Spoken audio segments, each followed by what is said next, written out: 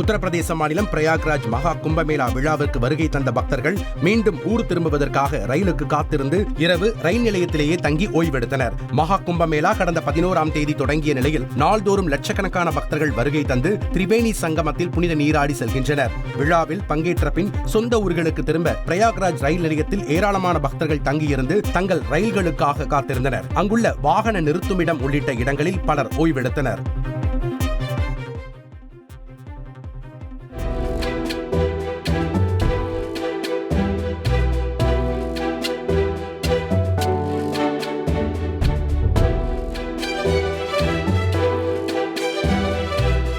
திருத்தணி முருகன் கோவிலில் 25 நாட்களில் பக்தர்கள் உண்டியல் காணிக்கை மற்றும் திருப்பணி காணிக்கை என மொத்தம் 1,19,36,528 ரூபாய் பணம், 233 கிராம் தங்கம், 5,128 கிராம் வெள்ளி ஆகியவை காணிக்கையாக வந்திருப்பதாகவும் கோவில் நிர்வாகம் சார்பில் தெரிவிக்கப்பட்டுள்ளது.